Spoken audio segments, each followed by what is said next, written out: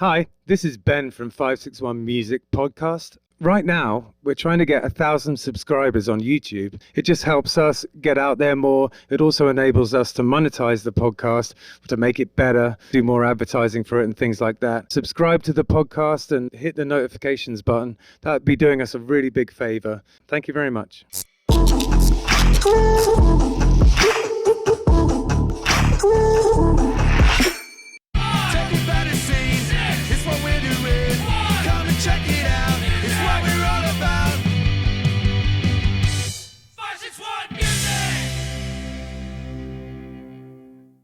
Welcome to 561 Music. My name's Ben. Hello. What is this fellow's name? I don't know. That was a terrible British accent. I feel outman today. I feel odd man out today. Oh, well, I was going to ask you how you feel, but I guess that's how you feel. No, I feel good today. Oh, nice, man. Yeah. So what did we do this weekend? We played like a million awesome gigs. Man, it was like a million gigs, wasn't it? Yeah. Friday was ridiculously fun, man. Friday was Lake Worth Bonfire, and there was tons. There was hundreds of people there, man. It was a veritable festival of fun. Yeah, it was fun. It was very fun. It was a lot of people there. Yeah. And then you guys played grouper on Saturday? Yeah, which was great. It always is. It's always fun. Yeah, yep. Yeah, and then we went to Rybovich for the first time with Killbillies. I don't know how that... There's been a million times where we nearly played there and didn't, and so it's nice to pop that cherry. Yeah. And... and then the Green Market on Sunday. Green Market on Sunday, which is always nuts and fun too, man. Yeah. There's always tons of people there. So. Well, it's nice to play in front of a different crowd because it's people who are up in the day, you know? Right. As opposed to that's a 9 a.m. gig. That's an unusual gig for any musician, I think. It is, and I tell you, 5-6 years ago, I would have been up there just almost dead, just having the worst time. Well, in all fairness, I think I think when the gig is over, we all feel pretty good about having played it. But I think at 9 a.m. when we're there or 8 a.m. when we're there setting up, I think James wants to murder me pretty much every time I book it. So. Yeah. So it is good fun, though, and it's nice to be able to do a little bit of shopping and everything. Yeah, you know. it's good. Suits me in my old age, that Green Market vibes. Good coffee and stuff. And I have what did I have this last time? I had like an empanada or something. It was good, man. Yeah, no, the place is rad. Good food. And I don't know what most green markets are like, but I know that one is awesome. Yeah. So if anyone wants to go to a good green market, go to Palm Beach Gardens Green Market. Yeah, man. It's fantastic. Sounds good. So we have Spider from Spider Cherry with us today. How's it going, mate? How you doing? Yeah, I'm good. How are you? Very well, man. Thanks for coming in. 2 Englishmen and an American. But Cuban. Oh, Cuban. Oh, I apologize. Yeah, I so apologize. we're keeping it nice and international today. See, this is why I feel outmanned. Yeah, man. No, it's nice to have another English guy on the show. We've had a couple before, but it always makes me feel, I don't know, makes me pine for home a little bit. Marlon. You want like a shepherd's pie who or else? something. Yeah. Yeah, maybe it was just Marlon. Yeah, I think Marlon was the only one. Yeah, do you know Marlon? Marlon Foster. Oh, yeah, of course. Yeah. He's a great guy. Yeah, he is. Yeah, he's back in England now. Oh, is he? Yeah. It wasn't he DJing for a while? Yeah, he still is. And he just transported his whole thing back across the Atlantic to England. Okay. Oh, good for him. I hope he's doing well. Yeah, me too. Send my regards if you do speak. Yeah, no, I mean, I think I was born to live in South Florida. You couldn't persuade me to go back to England now. For sure. There's many things to like. I mean, it's like a balance between, the weather, what you like, and everything else between. I'm taking my first trip to England this summer, so we'll see. Maybe I'll stay there and not come back. We'll trade. Where are you gonna go? I'm starting out in London. He's on a cruise. Yeah. Oh, okay. Nice. Yeah, well, I'm starting out in London. I'm going over to Paris for a little bit, and then when I come back from there, I want to say there's a couple of British Isles that we're hitting. Are you going to the Isle of Wight? Are you going to the Isle of Man, aren't you? I think so. There's a couple of There's British just lots of men there. There's Fantastic. just full of men. Yeah. There's Hector's dream come But true. next door is the Isle of Woman. That's okay, though. That's okay. I've been off the coast of Venezuela to Isla Mujeres, which is the Isle of Women. Oh, really? So, yeah. Oh, that's cool. There's not a lot of women there, though. I have no idea why it's called the But Isle we of Man. digress. Let's get back to I the think it's probably related to Manchester being called Manchester. Man in that setting means something else, I think. I don't know. It's a bunch of British Isles, though, that I'm going to, and then Ireland and Scotland and Sounds horrible. Denmark. sounds like a terrible trip, right? It'll be my first time. It'll be my first time over there. Yeah, there's so much to see, man. It's like anything, you know. It's got so much history. To it. So. Yeah, I'm looking forward to it. You know, that's the one thing I miss in Florida. The one big thing I miss is that the way I was brought up, everything was old. Like the houses I lived in were old. The streets you were walking down in the towns were old, and like, you know, the churches and stuff, and all of the big old buildings. And I used to really, I hate to use the word vibe too much, but I used to.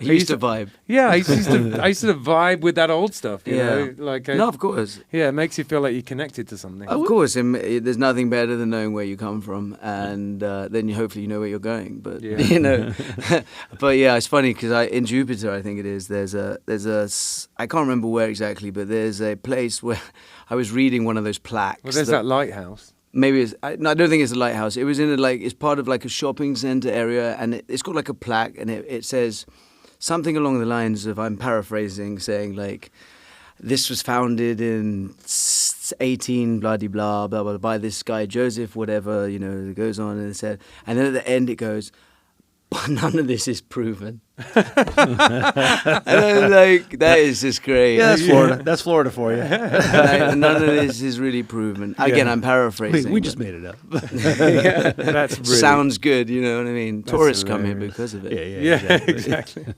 But St. Augustine is old. Yes. Yeah, I've been there. It's awesome. Yeah, it's Good lovely, place. isn't it? Yeah.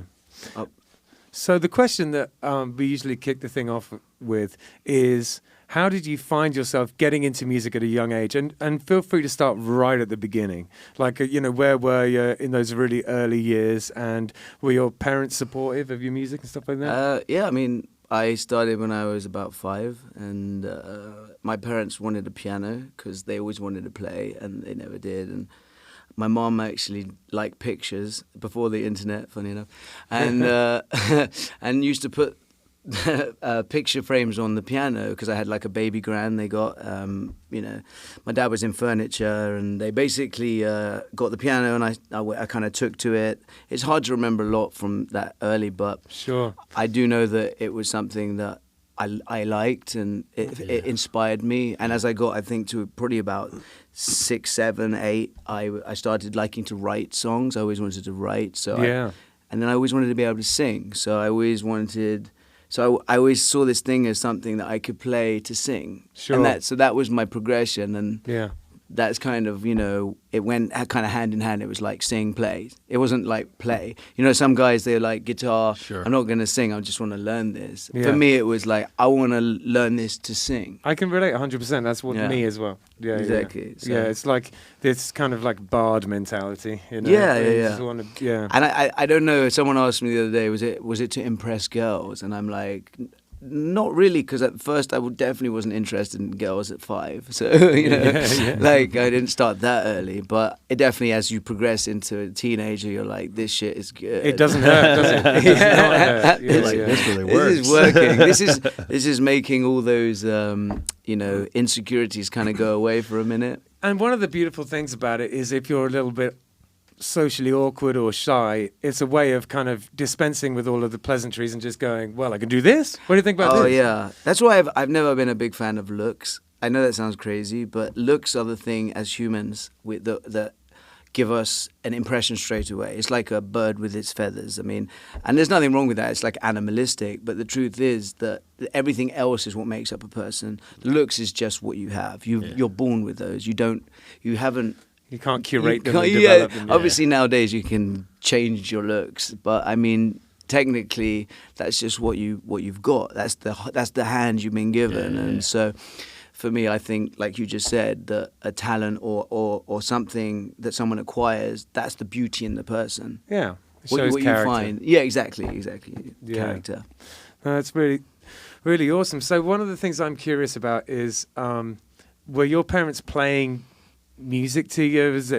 Did you get like did you get any of the early inspiration from stuff that your parents would play to you? Yeah, I'm sure. I mean, the radio was on, so I was hearing current music. I think back in those days, the current music was a little bit better than today, but I guess that's just my opinion. Well, the funny thing is, everyone always says that decade to decade, but I think the tragedy is that despite that, it is still true. Yeah, no, I mean, I guess what I'm trying to say is not, when I say better, that's a bit of a harsh word because everyone has their own opinions to what's better. Yeah. I'm just saying for my tastes, I like more timbre, I like a song, I like a structure to a song. Yeah. I like a little bit more writing. I don't care too much about, obviously I care about the rhythm, but it's not so much about the one-noted rhythm that's going on today where it's like, you know, it's every song sounds so similar because it's just a rhythm and a note change, and like there's not much note changing. And so for me, that's where I find that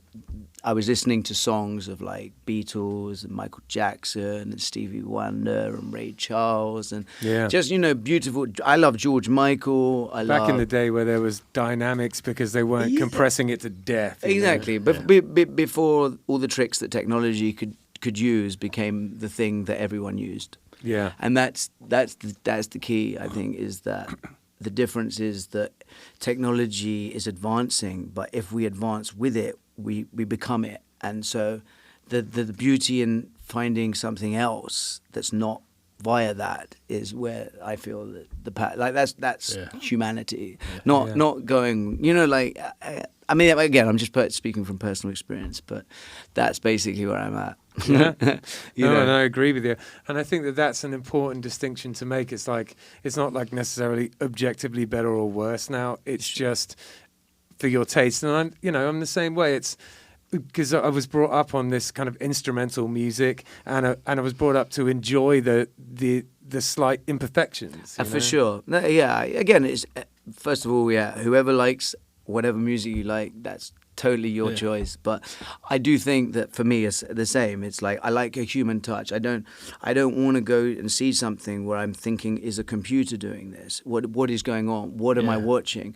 Like the only time I ever want to do that is to seeing a magician, because a magician, that's their act. They want to surprise you. But going to see a show and being like, what is going on stage, or like there's not really much going on apart from lights. Yeah. For me, that's just not a show. That's a light. That's a spectacle. That's like going to see fireworks. Yeah. So that actually brings up a good point or a good question, and this is a discussion I was just having recently with a friend of mine.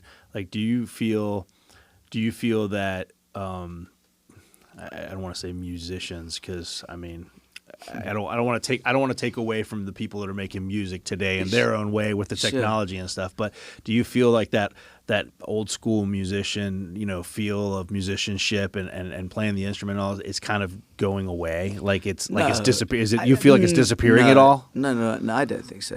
No, never will. I mean, like humans are always going to be making music. Okay. But I'm just saying, like with everything, this whole I mean, I don't know if we can talk about that later, but it's like the AI thing, the Chat GPT. I mean, I went on it the other day, and you know, I wrote a song, and I didn't write that song, but I wrote a song. You know what I'm saying? Yeah, sure. And I know people who are a little bit crazed, and I've met them because they I don't know, they've come amongst where I am, but I see people like that using it and taking credit for things that it's totally not them. And I'm not saying, you know, that's a bad thing, but it kind of takes away, like you say, character. Like I always say the birthdays on Facebook.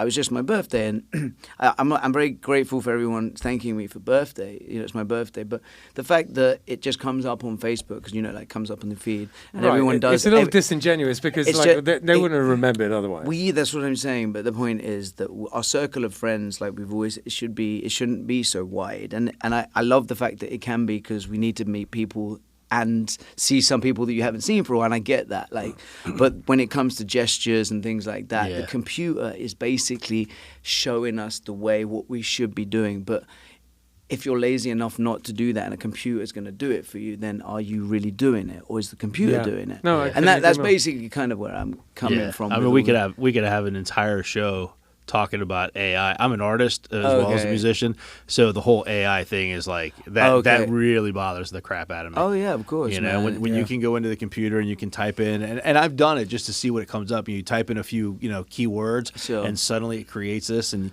I think where it bothers me the most is I've seen where, because AI learns. AI doesn't just fabricate out of thin air. It learns. It has to learn from somewhere, from something. So when I want to create a piece of artwork and I want it in the style of a certain artist or whatever, it's actually taking elements from their artwork to create that new piece of artwork. Yeah. So in essence, is it really an original piece, or is it kind of half stolen from the other artists? Like, I don't know. That's a whole other show. No, I got you. And I truly believe not the end of humanity, but it is the beginning of a lot of endeavors that we've enjoyed that are going to be taken away slightly. And not, again, there's so many industries and so many people, in the cashier checks, like, the things you put at Walmart, you go, now they always say, but now we hire someone to watch it, but there's still a lot of jobs lost. There's all these things. Algorithms are taking over, which is the brain. Well, it's a brain. That's it. It's a brain.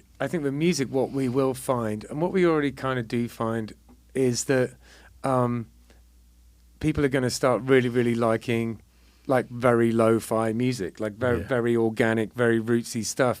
I think it's going to have, and it already is having, an effect on like arts and crafts too, where people, like the opposite of something slick and engineered with AI is just someone in a averagely recorded room playing something with some mistakes in it. And I think that people are going to warm to that more and more just because of the humanity of it. I think so. I mean that is something that, again, it's hard to know. It's like anything. It's like a person who hasn't grown up with a mobile phone.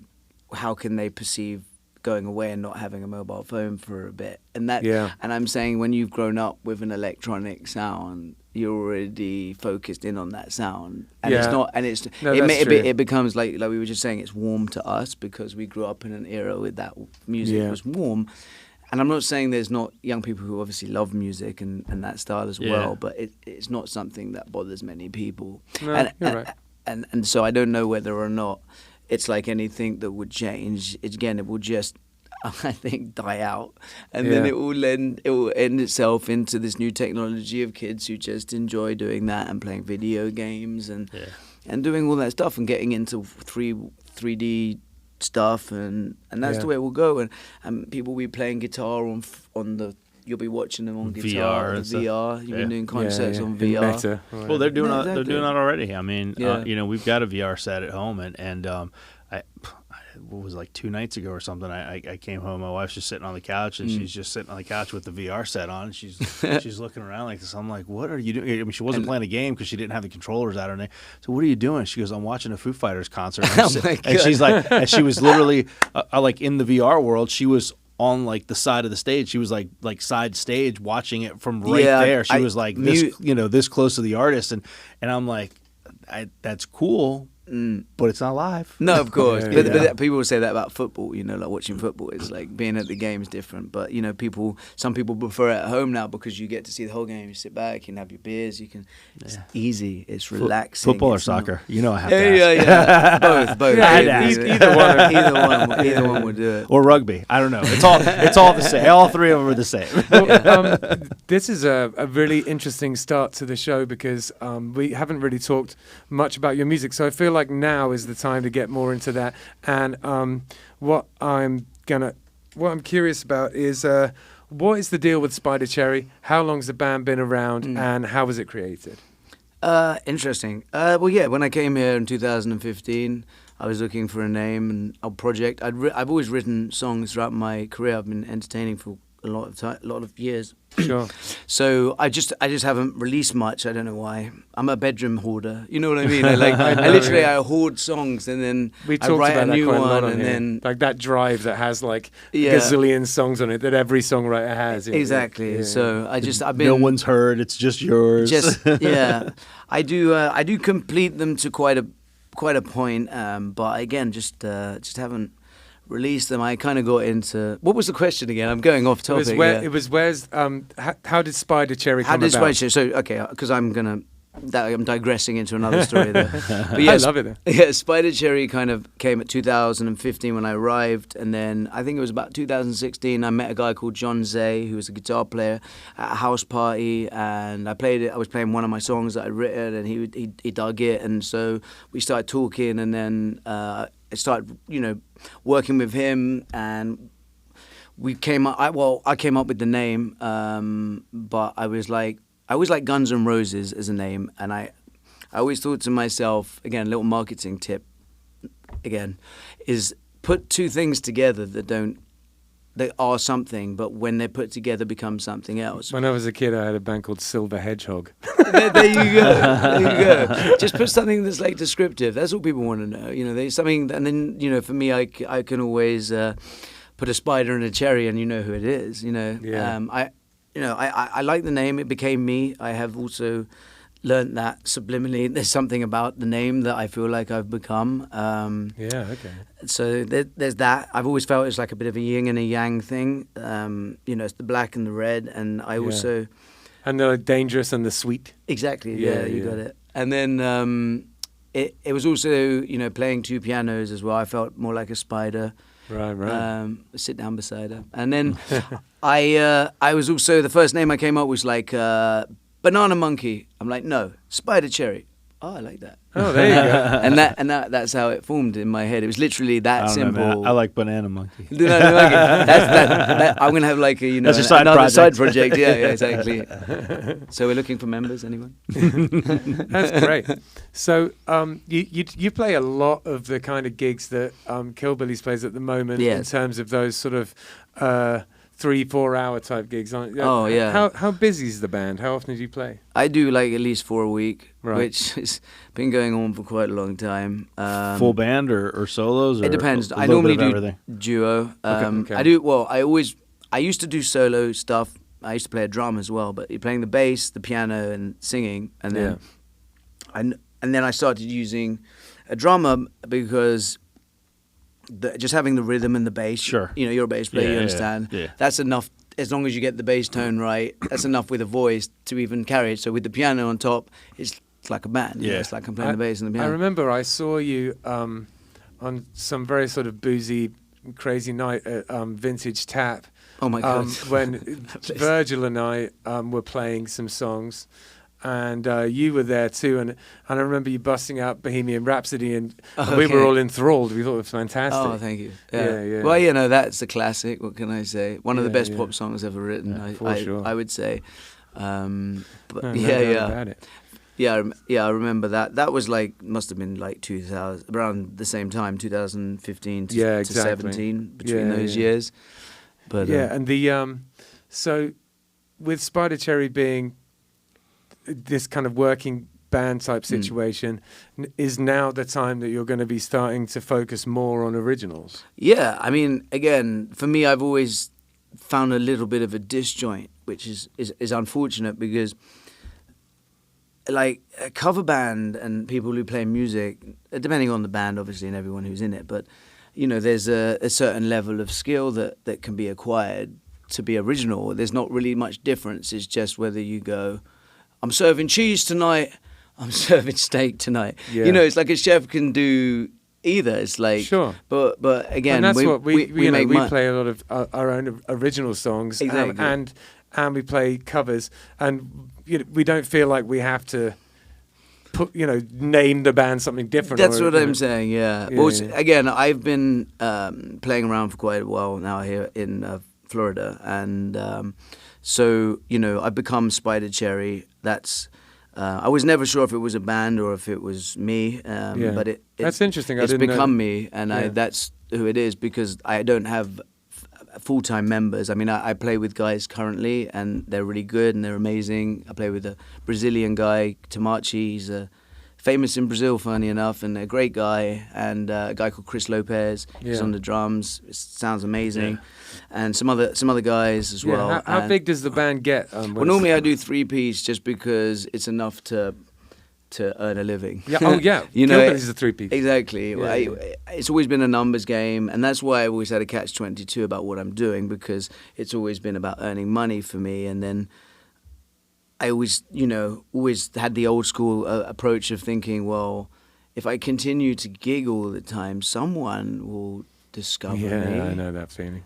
And you're like, no, they're not. Because only happened for like the Beatles and Queen and all these people, and then you live through that era of understanding, and then it completely changes. It's like, oh no, make videos in your bedroom and make a silly video and that, and then you try and switch your mind to that, and it's hard because you're like, I feel like a true person. I'm like true to this art. Yeah, and I relate 100%. Yeah. The idea of this kind of like sort of troubadour sort of existence where you're going out and making your money playing music, for me has a lot of like romance to it, and it's just a great life. But then when it comes to, you know, really sort of popping through the glass ceiling and being seen by gazillions of people, you got to switch something up. You know, you can't just keep for sure. round and round. It's just again, like I was saying, I always watched the George Carlin thing from the 80s with the guy in the party with the video camera. Yeah. And he'd be the guy going around and everyone would be like, hey, Tom, put the camera down. You're a dickhead. Stop it. You don't need to film everything.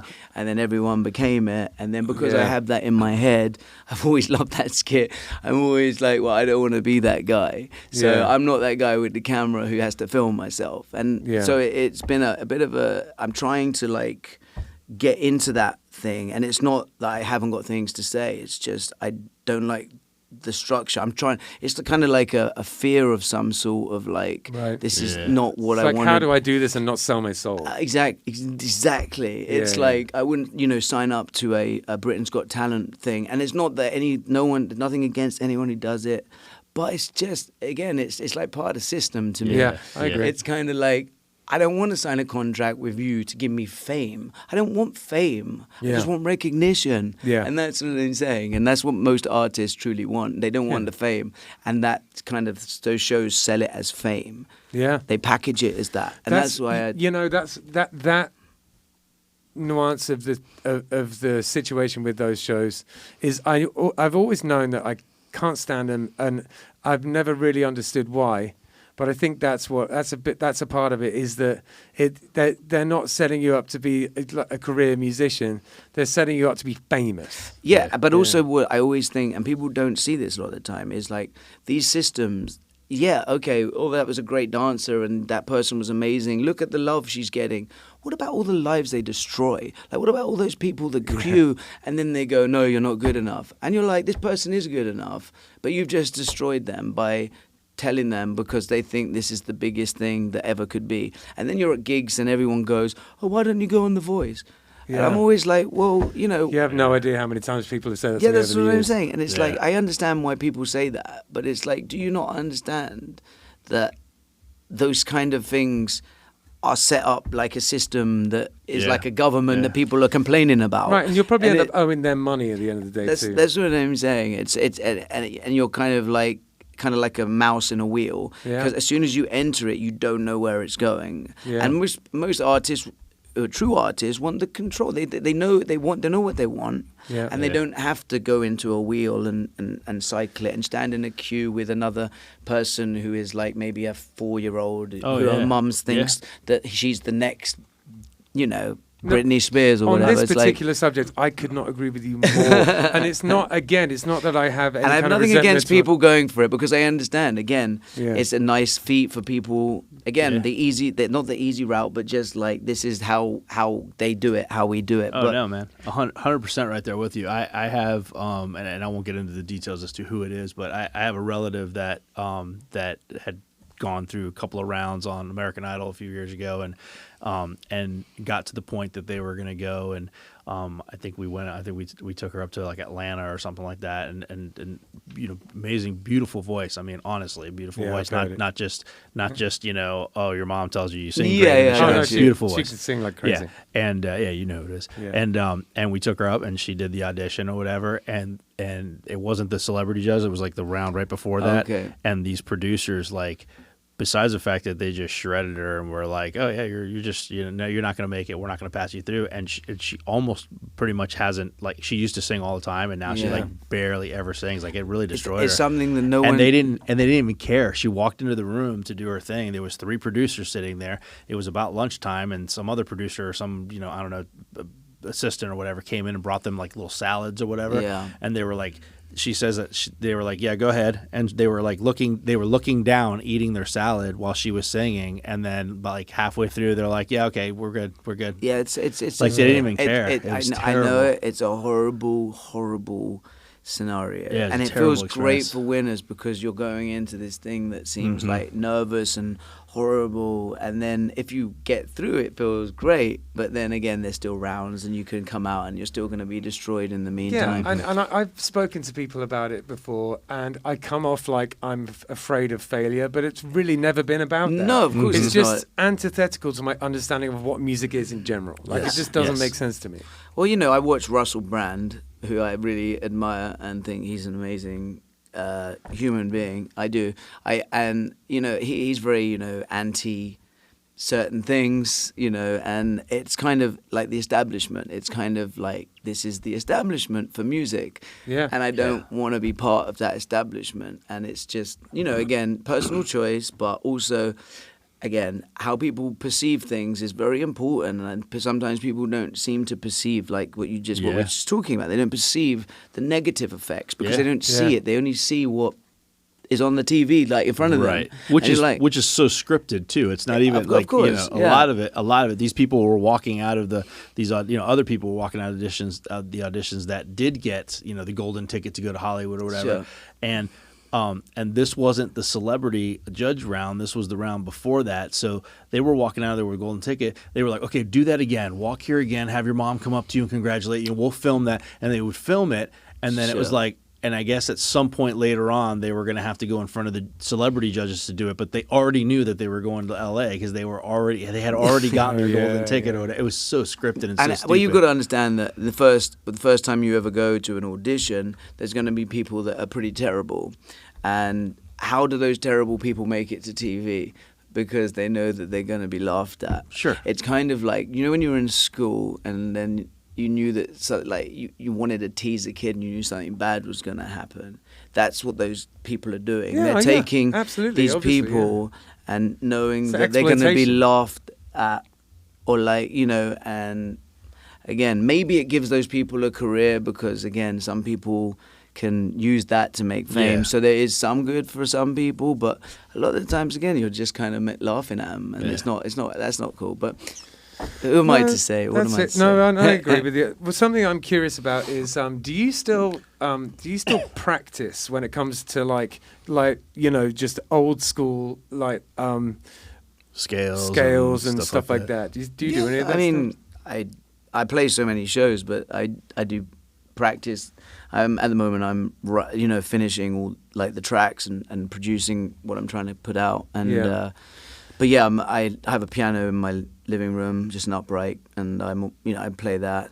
Try not to do it too late to disturb the neighbor, but So you have a setup at home. You have you have like a door and stuff like that. I use Apollo Twin, and then I run off Logic, and I create a lot of the drum stuff either using loops from Logic or possibly sometimes the Logic drummer actually is really good. Yeah, it can be pretty good. Yeah. Again, you might change the sounds personally, but that's what I do as well. And then, dude, I just got an electronic drum kit, so it's over now. I can just do whatever I want. I use all the sounds on Logic and just or make my own samples. But I'm just so happy. It's unbelievable. I've been playing with that thing that you wouldn't believe, well into the night. Yeah, that's awesome. That's fun. Yeah. Again, I love jamming. I want to.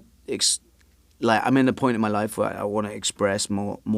I want to do more. I want to work with different musicians. Hopefully we'll jam. I'm open to it because I think it's time to bring in what how do I put it?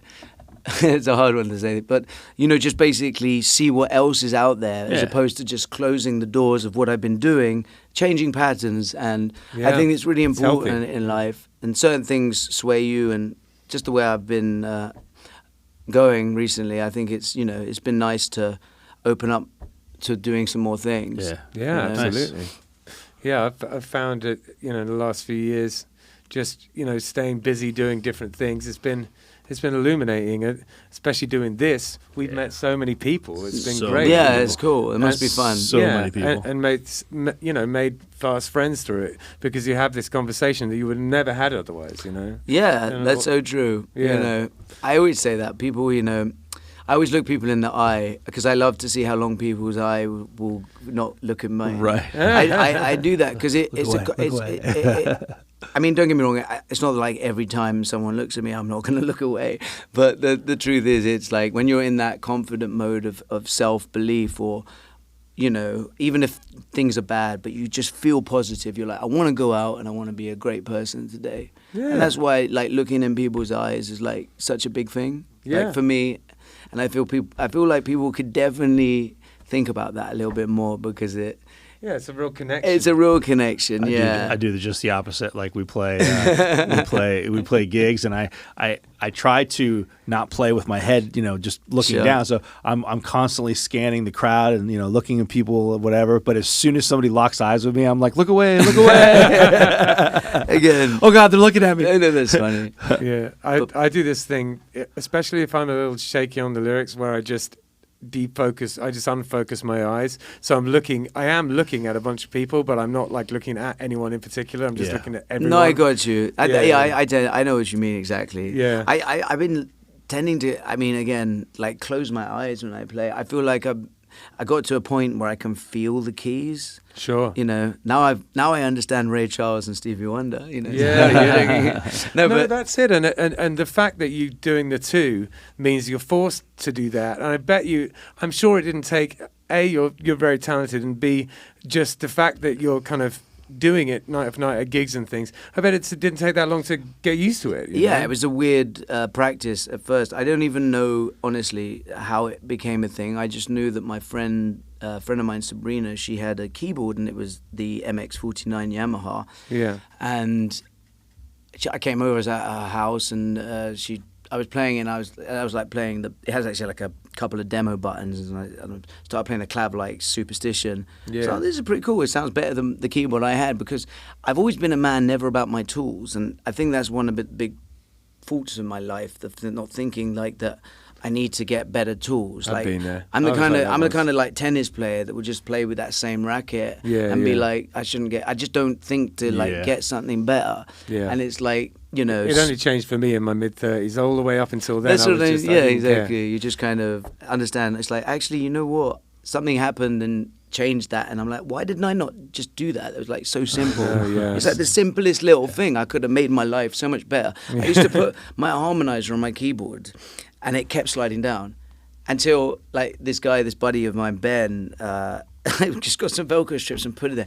I was doing this for years. I was just like, this fucking thing keeps flipping it down, like playing high. And it's like the simplest thing, and I didn't know how to make my life better. Yeah. No, you're preaching to the choir. That was my whole thing. It hasn't been for a while. Hasn't been since I was about 38, where I just was like, why am I using terrible stuff, and why is everything I own broken? And then I was like, all right, this is going to change, and it has, which is especially in today's day and age. Again, with the technology, it's like there's so much that people have at their disposal, so there's a lot more you can use, and keyboards and sounds and everything. It's like, it's crazy. Yeah, definitely. And I think with me, it also changed when my sort of life situation settled down a little bit, and I was making a bit more money, and I started to take pride in my belongings. And actually, with getting sober too, with stopping drinking, I found that part of the whole process of that was starting to take pride in my belongings and in my appearance and stuff like that. Yeah, because drinking is a sedative in a sense. It's just like it literally numbs you, and you don't care about things. Yeah. I mean, we all take our vices. I mean, like vaping, smoking weed, whatever.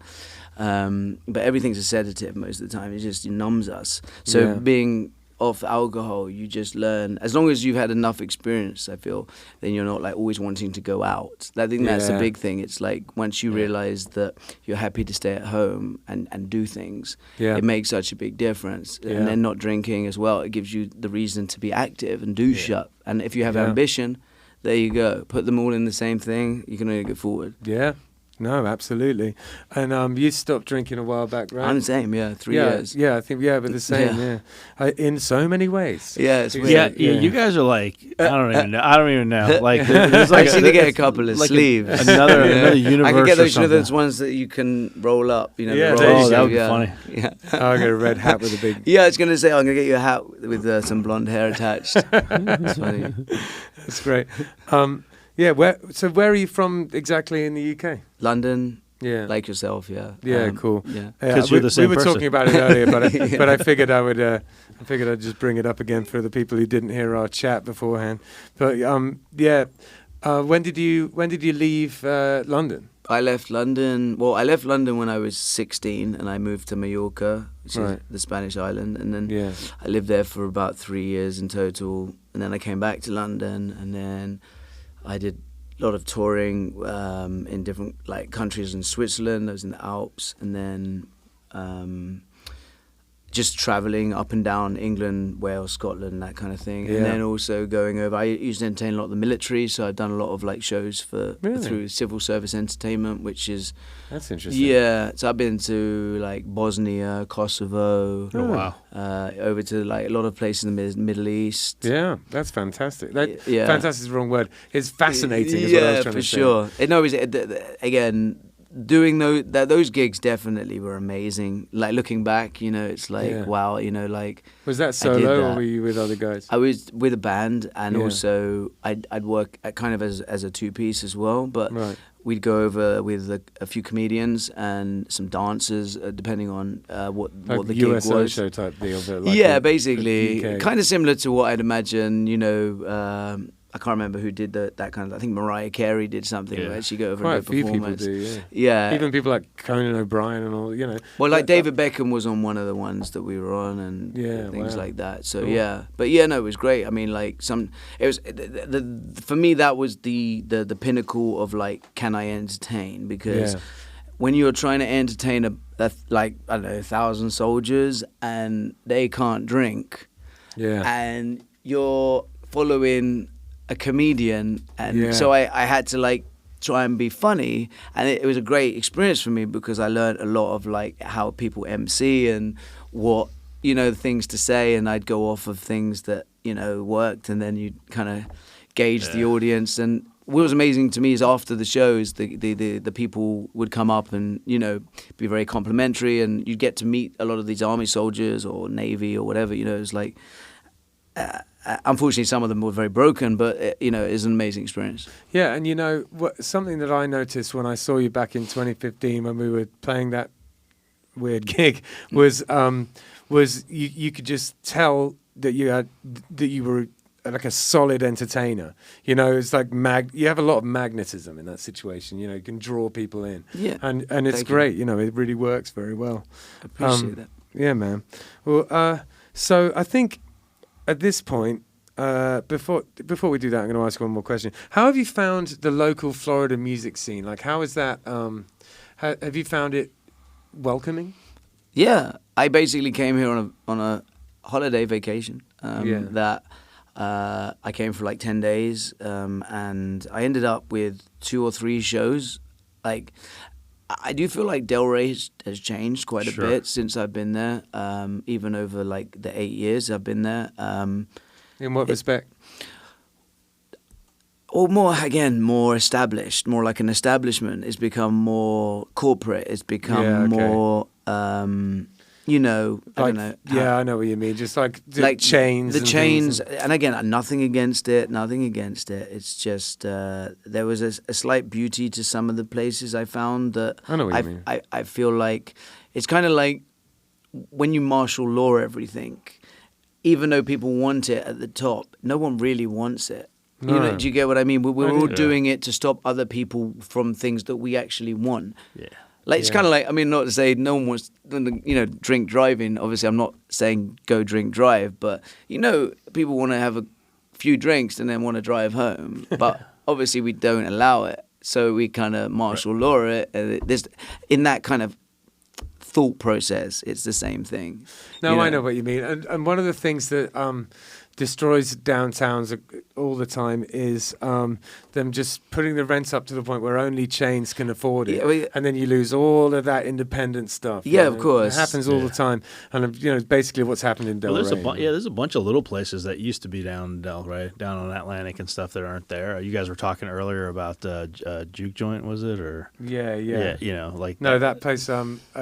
Vintage Tap, which is a Juke joint. Which was Juke Joint before. I think it used to be called Juke Joint. Then it became Vintage Tap. I played there a couple times, and it was a nice tiny little hole in the wall, whatever. Is it still there? Is it still? No, there? There's another. It's another place. Else. But I mean, yeah, there was my favorite place that when I came here was a place called Kevro's. Yeah, and it had some funny people, I'm not going to lie, but because I hadn't stayed in America for very long, it was interesting to me, especially meeting a lot of new people. Those early years, people watching was just fascinating. Yeah, and then I got to meet people, and it was a great place because, I don't know any bar where you can just turn up with people or whatever by yourself and just get up on stage and jam.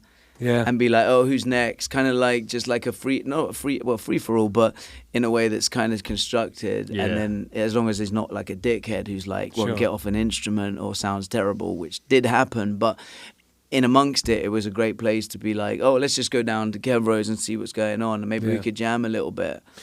I feel like even though things are changing a little bit these days, the amount that Americans really value music, it's different than the UK. In the UK, there's less going on, and what is going on is insanely competitive, and it just doesn't seem to really have that kind of. It's more fun here. People just want to.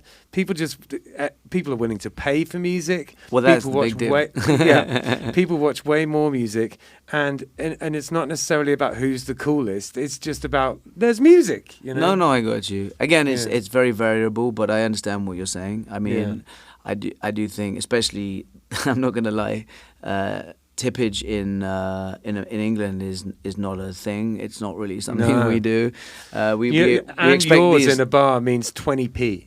Yeah. I mean, maybe a kind gesture of someone, but most of the time it's not practice. And when again, did you busk in England? No, not really. Right. I play just mainly bars and clubs and whatever, festivals, weddings, blah blah, everything in between. Yeah. But I feel like people don't think that they have to, which means that they don't. Yeah. I don't want to say like sheep, but I mean meh. So basically people follow. It's the same way I've always said when I play in bars. Until you throw that penny in the thing, it doesn't start the machine. And it's the same. People collectively in an ambient place that don't have the ambience right. Yeah. People just won't know what to do. And right, exactly. And sometimes if you call people out, it feels like, are you being a weirdo to them? But it's about that showmanship thing that you're so good at, and knowing how to direct. Well, that's what I'm saying. I've been in. That's where the army gigs were so good. For those just as one thing, and then doing like an Indian wedding or doing a Thai wedding, or I've done so an many. Indian wedding. Yeah. Very interesting. Yeah. So you get to meet like all different kinds of people. So you kind of gauge what you've got in your ammunition and what you can give, and then you kind of throw it one way or throw it the other way, depending on the audience. For sure. And talking about throwing things one way or the other way, why don't you go over there and play us a couple of tunes? You up for that? Yeah, why not? Wicked.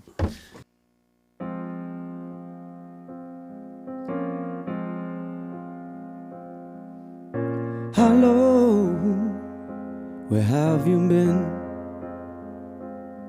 See, I left you alone and you haven't come back to me since.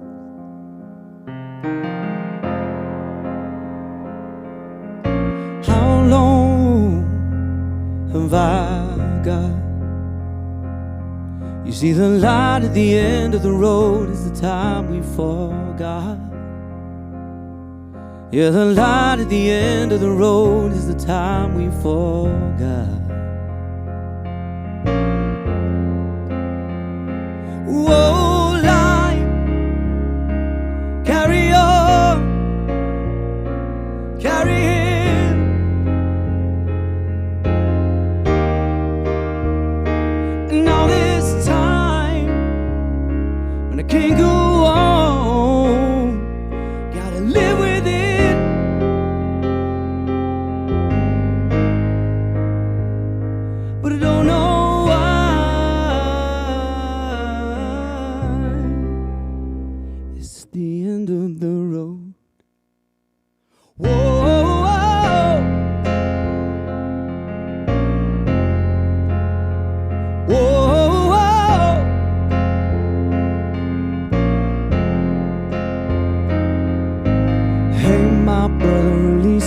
soul.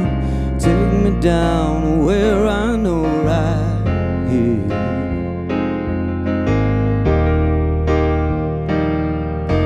Hey, my sister, release my faith.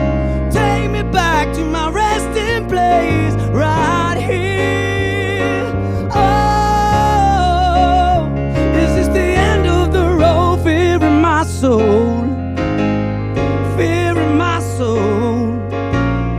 Fear in my soul. Fear in my soul.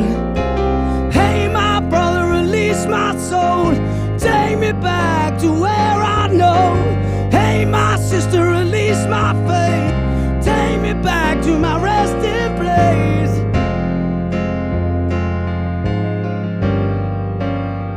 Is this the end of the road? It's right here, the end of the road.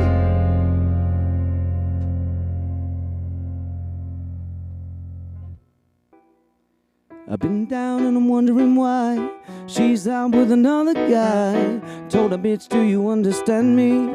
She don't even bring me candy. Take me up and then down I'll go. She gave me nightmares like I've never known. And there's a lot that I'm trying to stop. Turn the light bulb back on and feel my heart. I don't know why you can see I'm just a little bit high. No, I'm just a little bit shy. I got my milkshake in a bottle. My foot's down on the throttle. I'm drowning in a river of wine. So if you really wanna know why, I'm just a little bit shy.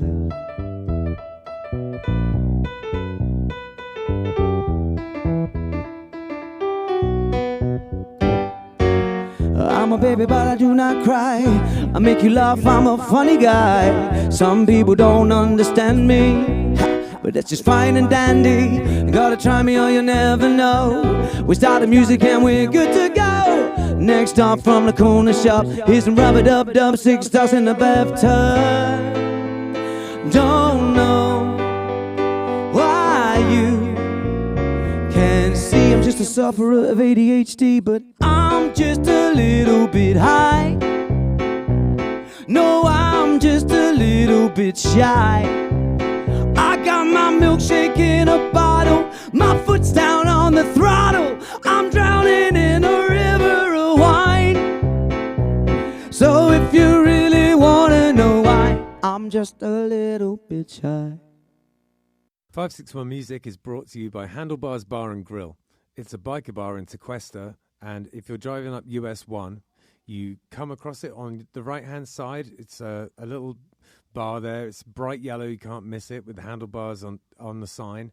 And it has a long and storied history. It's been there. It used to be called Judy's, and it was run by this guy Victor, who sadly passed this year, R.I.P. Victor. And then my father-in-law took it over, and he's doing a great job up there.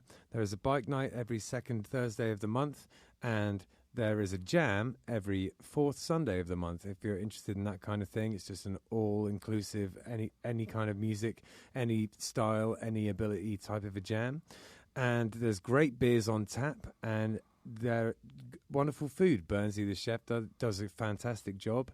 If you're interested in classic cars or classic bikes, there's always that kind of stuff hanging around there. It attracts that sort of a crowd because it's called Handlebars Bar and Grill, so it makes sense. And yeah, you should come swing by. It's definitely a local spot and has a lot of character, and there's people who have been going there for decades and decades. It's one of those places that's a part of the furniture in Tequesta, and you should definitely come check it out. I booked the music for the place and love doing it, and I was a part of helping set the place up, and I'm a huge fan, and anyone who is interested in biker bars, or even if you've just never been to one and you're curious about what a biker bar is about, you should go and check out Handlebars Bar and Grill. We are also sponsored by Oasis Root. Now, Oasis Root Kava Bar is in Sea Grape Square on Indiantown Rd, and it is a kava bar. If you don't know anything about kava, it's a Polynesian root that you grind up and you mix with water. And it has been in Polynesia for potentially thousands of years. It's an old thing that they used for kind of ceremonial and also sort of leisure purposes. It's meant to be something where, you know, that brings people together. You all take a shell of Kava and chink them together and say bula and have it together like that. It's meant to be something to bring people together. It's has a kind of an effect, which is, I guess, a kind of a slightly warming effect. It just kind of makes you feel nice. It's not particularly intoxicating. It's not like drinking alcohol. So the atmosphere in a Kava bar is sort of like a cross between a regular bar and a coffee house. It's pretty chill in there. You get all sorts of different types of Kava bars. Some of them are more like a club, you know, there's sort of like blacklight and EDM playing.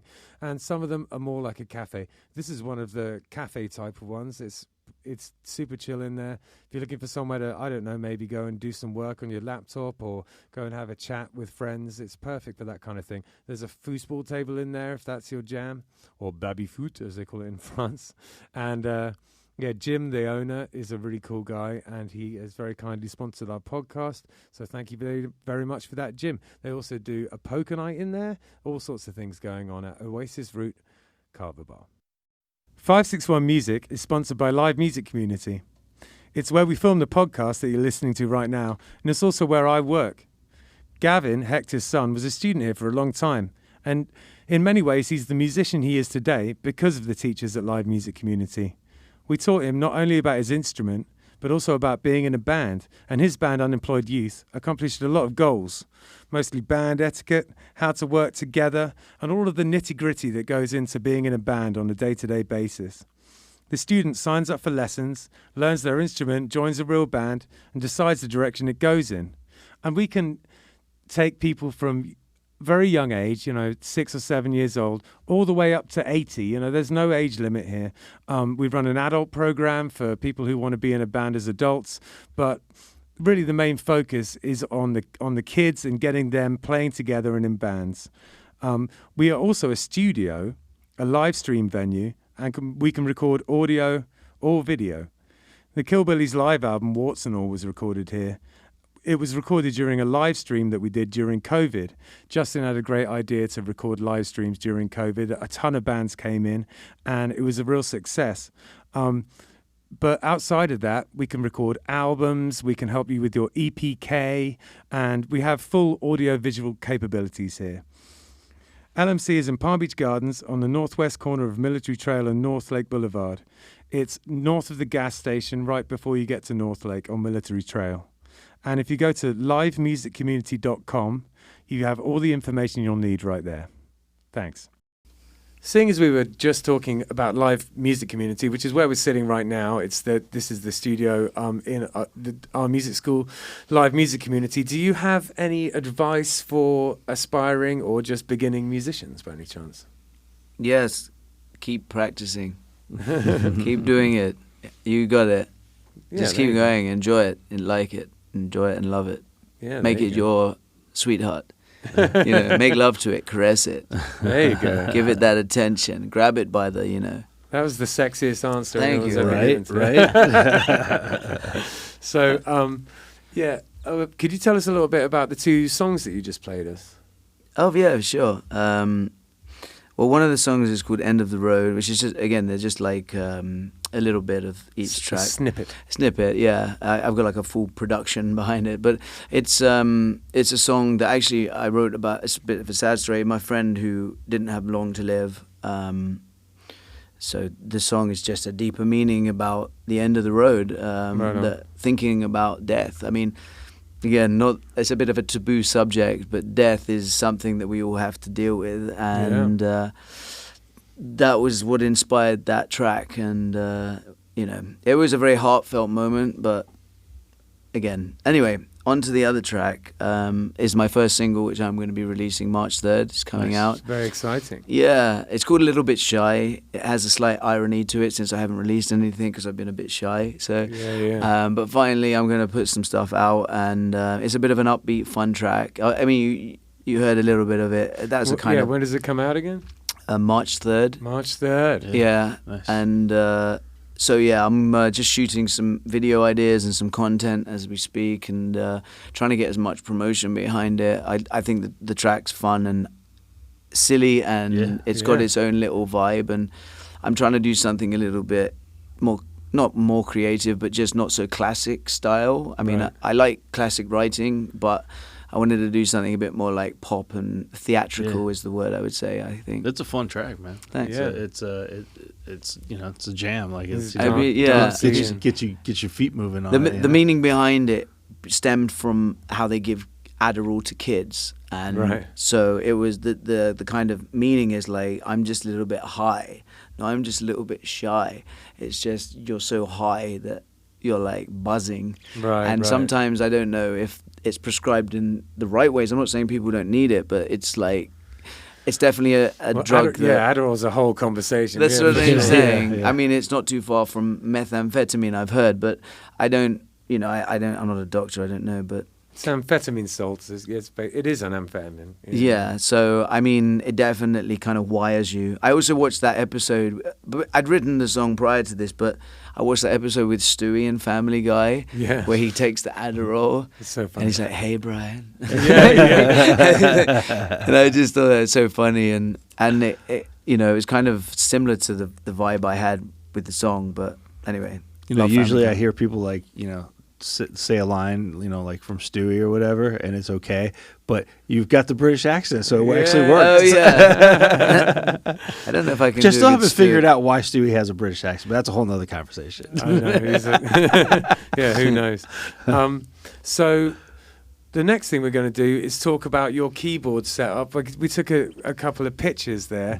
Mm-hmm. Could you tell us a little bit about why you chose these keyboards and you see how I've haven't even taken off the instructions on the label. Oh, there you go. How long have you had that keyboard? About 17 years. No, I'm joking. No, it's just a few years. But again, I don't even think to do that. I just take it out of the package. That's a good reference to have in case you forget. Yeah, exactly. I don't even know what it says, to be honest. I've just noticed it now that I'm looking at it. Oh, that's funny. So I use a It's probably something crazy like, if you remove this label, it will reveal like 50,000 more tones. That would be pretty cool. So I like the Mod X because it has an easy touchscreen function where I can select, I think it's about 12 or so instruments, and I can literally be playing and quickly just touch the screen and change it to a flute or whatever it's going to be. Yeah, that's useful.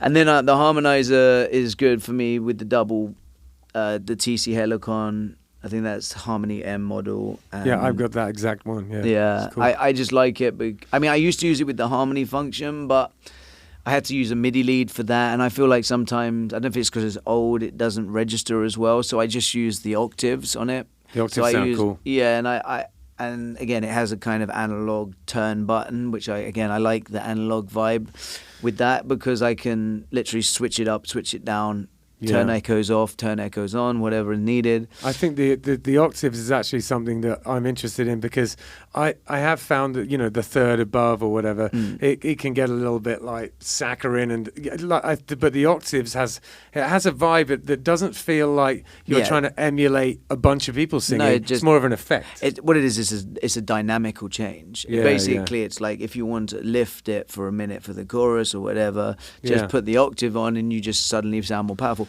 It's also great for when you don't want to sing as hard, because you can use it as a kind of substitute for like the effort of breathing in a sense. Right, yeah, thicken it up. Yeah, and I also I like a full weighted Mod X, so like I don't know, I don't know what the exact tone or the exact feel of the keyboard is.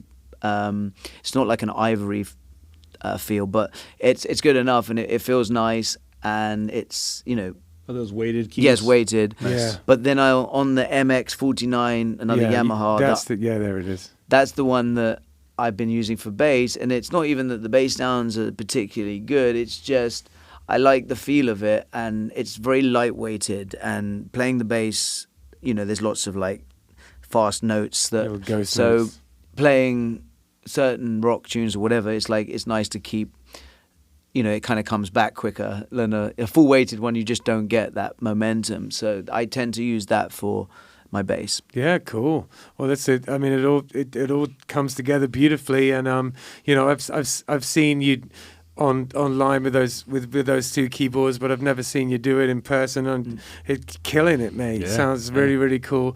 And I always knew you were a great musician, but it's one of the great pleasures that we have doing this is that we get a little private concert. Yes. So Yeah. thank you very much. You're welcome. Thanks for having me. Yeah, man. So the next thing is what gigs we've got coming up. So what are we doing? We have weekend? Friday, we have Patty Max, Yeah. and Saturday we have a private event at Haggerty's in Delray. Yeah, that's right. Yeah. Is there anything coming up that we need to know about from Spider Cherry? Yeah, well, tomorrow I'm playing at the Clematis Street. I don't know, it's like Clematis a fair. by Clematis night by thing, night? or- Yeah, Clematis by Okay, night. nice. Yeah, so I'm doing that tomorrow from 6 to 9. I think it's like 100 Clematis Street. Yeah. And then Friday I'm at Johnny Brown's in Delray from 9 to 1. And then Saturday I'm doing a party. And then Sunday I'll be at the Two Georges from 4 to 7. I like that place. Yeah, and then It's maybe a vibe. Monday I'll rest, but I won't because I'm shooting more video stuff. And then Right, yeah. I don't want this train to stop. We're I going to hear you. continue. Oh, yeah. Choo choos. When Get you get up that and- momentum, man, you can't stop. You have to just keep it going. All I am is work right now. Yeah. That's all Yeah. I want. It's all I'm striving for. Well, isn't it nice that we like the work that we do? Oh, and I'm never complaining. Yeah. Not Yeah, complaining, yeah. ever complaining. I mean, there's nothing better than liking something that you do, and there's nothing better than expressing that like. Yeah. It's just hopefully you get the love back that when you give the love. It's like, you want to get the love and give the love. So Yeah, much love to give, So do you have so we got an event this Sunday. Yep. Do you know And then the on details Sunday, there? Sunday is the Give and Let Give event. This is our fifth one, and it's funny. I saw Justin posted I think it was yesterday or something, that he had a memory come up on Facebook about the first Give and Let Give. So that was a year ago. So this is our fifth one in a year. Yeah. Which is amazing because I feel like every time we give out gear, we get more than what we start with. I know. And it's wonderful. Can you please play Give and Let Give? Okay, so now it's got a theme tune. Right. to Now record it's got a that. theme song, which is amazing. Yeah, so for the uninitiated, what it is the kids get to come and take any piece of gear that's been donated. If you're an adult, basically you can come with a piece of gear and leave with a piece of gear. And just so long as you don't get stupid and come with a pencil and leave with the entire room, we're pretty easy going on that. Yeah. And it's just the whole point of it is to get gear into the hands of people who are going to use it and out of the hands of people who've just got it sitting around. That's basically the point of it. Look, as musicians, we all buy stuff, we all hoard stuff. We were just talking a little while ago about taking pride in your gear and taking pride in your equipment and stuff. And so we all have that group of stuff, whether it's guitars or amps or pedals or patch cords or whatever it is that's sitting around collecting dust that you're like, oh yeah, no, I'm going to use it one day, and you're not going to use it. So bring it in here. Except for the stupid thing where you sell it and then the next day is when you need Yeah. But that's just called life. But bring it in here, and there's going to be kids that are going to be taking this stuff home, and they're going to use it, and they're going to give it new life, and they're going to be super appreciative, and it's going to take them to their next level in their journey. Exactly. So this is my favorite thing that I'm involved with. I just think it's wonderful. No downsides, and it's just being able to help kids further their musical journey. It feels really good. Yeah. So it's this Sunday. You and I will be here hosting. Justin will be here. Yeah, man. It's this Sunday right here at Live Music Community on Indeed. the corner of Military Trail and PGA. Yeah, No, so military sorry. in North Lake. North Lake. I'm sorry. Yeah, Military yeah. Trail in North Lake. I'm somewhere else. You're just right a now. few roads north now in your brain. Yeah, I'm thinking Patty Max on Friday already. So have you got anything else that you feel like you need to get out there? I mean, you're the single, right? Let's pick that March, up again. March 3rd, right? March 3rd, a little bit shy. It's coming out, and then we'll have another one out. I plan to do a single every few months. I've already got the second one ready. I've got a bunch. It's like I feel like a factory. I've got some in stages, and I've got 2 finished, and then there's more coming. Is everything? Are you producing everything in house? Yeah. I'm doing everything myself. Excellent. I just found that I need to be able to express in different ways, and I really want to be able to jam with a band and do it that way. I feel like that's going to be my next stage. Yeah. Okay. So at the moment, I'm kind of doing a lot of stuff. I mean, I hire in people, or like I have friends who might do me a favor or whatever, but I've been doing most of the stuff myself and working with a couple of guys who help me mix at the end of the day, and that's...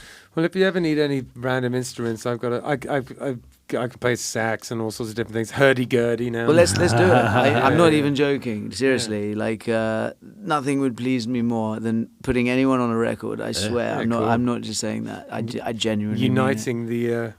the English expats. All I've ever wanted to do is bring people together, not push them away. Yeah, man. So for me, it's an important thing that I think I strive for in my life. Excellent, and that's a great way to a great message to end on. And so we just need to talk a little bit about the festival. Yeah. So you and I got together this weekend, and we put together our list. Yeah, and we have, I want to say a pool of about 23 to 25. So we just have to scale it back just a little bit. We got to get to about 20. We're going to do that this week. Yeah, and then, we've been reaching out to a few people. We've been reaching out to a few people and seeing who's available and stuff. And so, yeah, man, it's getting dangerously close to announcing the lineup. So yeah, it's April 1st. April 1st is going to be the show. Once the lineup is announced, which hopefully will be here in the next week or so, we will then open up the website, and tickets will be available. We'll have, just like last year, we'll have opportunities for sponsorship. We will have ticket packages where you can either purchase just a ticket or a ticket and shirt combo, that kind of thing. Yeah, it's gonna be good stuff, man. Absolutely. And then so we pretty much do this for free. We run this podcast at cost. So if anyone wants to help out, you can go on our website and donate, and you can. There's all sorts of ways you can send money our way. And can you tell them a little bit about it? Yeah. If you go to 561music.com, I'm sorry, 561music.com. I was thinking podcast. 561music.com. There's all the ways that you can listen to the podcast are there, as well as tabs for just sending one-time donations. There's tabs for going in and sponsoring episodes, sponsoring shows. You can sponsor one episode. You can sponsor, a month of episodes. The more you sponsor, the less it is per episode. So, there's that. There's a little money savings for you. If you have a business and you want to sponsor, if you have a business that you think would be, pair well with the show, then by all means sponsor. And once the festival information is released and that website goes live, that'll be 561musicfestival.com, and that will you'll be able to get tickets there. You'll also be able to purchase sponsorship for the festival there, and this is our second festival, and it's going to be a little bit different than last year. Very similar in the structure. It's also going to be at Matthews Brewing in Lake Worth, and it's very similar in the structure: 20 bands, 2 stages, etc. Except this year it's wall-to-wall polka. No. Yeah, it's all polka. No, but a couple, we got a couple things up our sleeves. One of the things that we're talking about doing is, we've been doing this for almost 2 years now, and so the festival is going to coincide with right around, I think within a week or so, coincide with our 100th episode. Yeah. So for our 100th episode, what we're going to be doing is, as bands get on or get off the stage, etc., we're going to have a little area set up, a little couch area. We're going to do quick little 5-minute snippet interviews of hey, well, how was your experience? What was it like? Did you enjoy it? Well, how was the crowd? etc. And then for our 100th episode, you and I are gonna do a cut that together. Just cut it all together and sit here and talk about it and just tell everybody how much we loved it. So yeah, exactly. Yeah, so it'll be good. No doubt. And this year the second stage is going to be a little bit more robust too. Yeah. It's not going to be just for sort of acoustic duos. Acts, yeah, we're going to build it up a little bit more. Have some slight. I mean, it's going to be for the lighter bands like the bands that are more acoustic and stuff. Yeah, trios and smaller scale bands. It's not going to be for the 15-piece orchestra or anything like that. Right. But, yeah. But it's going to be bands now rather than just a kind of very pared back acoustic duos. But that's basically it, right? Yeah. And we're going to keep it at $10. We're going to do the same thing. $10, 20 bands. I mean, you're essentially getting 50 cents a band, guys. It does not get any better than that. It does not. It does not. And just like last year, these are just these are acts that have been on the show. If you've been watching the show, you know who these people are, and they're just we're just handpicking these guys. So it's some of the best acts that Palm Beach County and South Florida has to offer. Yeah, no doubt about it. Yeah, and thanks so much. Thanks for coming on. Much cheers, brother. appreciated. Yeah, man. Thank you. Yeah, cheers, man. Yeah, and we'll see you all next week. Peace out.